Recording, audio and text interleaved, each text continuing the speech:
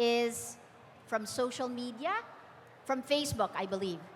And I think it came out of one of our stories. Climate advocates tell Rappler that coal generates about 42% of the Philippines' energy supply, but recent government approvals increase that to 70%, up to 70% in a decade.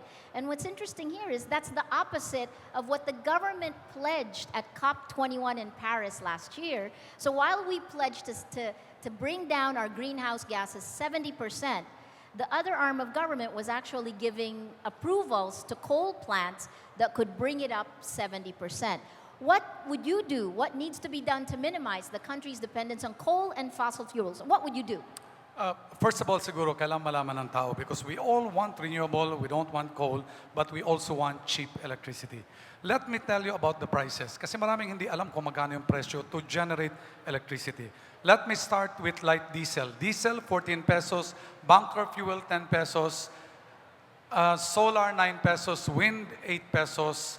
Biomass, 7 pesos. Hydro, 6 pesos. Malampaya gas, not Malampaya fund, 5 pesos. Geothermal, 4.50. Coal, under 4 pesos. And then Bataan nuclear power plant, I have to point out Bataan, is 2.50. Now, we want renewable. But at the same time, ayaw natin ang bahal. Take note, solar is 9 pesos as opposed to coal. Okay, will we have development in this country kung puro tayo solar? Paano kung walang araw? Paano kung walang hangin? So, what we need is a good mix. Hindi natin pwedeng itapon ang isang resource. What we need is a good mix. 70% tama yan. Kaya during my time, I introduced feed-in tariff.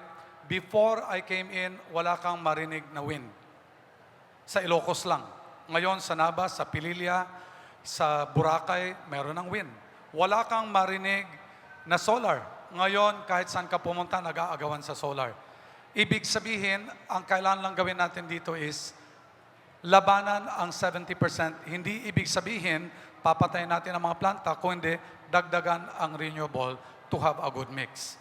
In the recent APEC meeting, hindi na ako secretary, I was surprised, I wasn't there, that Philippines is the second cleanest when it comes to energy. Kasi yung ibang bansa, 80% coal, 85% coal. 70% is actually alarming. It is 42 now. By the time matapos yung ibang planta, 70% if we don't do anything about it. Kaya nga, inintroduce ko ang renewable sangkatutak. And despite the fact na may renewable, bumaba pa rin ang presyo ng kuryente. Bakit? Sa ibang reforma. Transparency naman.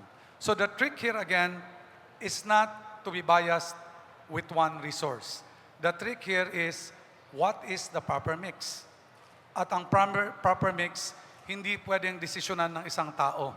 I feel that the mix, just like in any other country, para wala nang labanan sa Supreme Court, should be decided by Senate and Congress.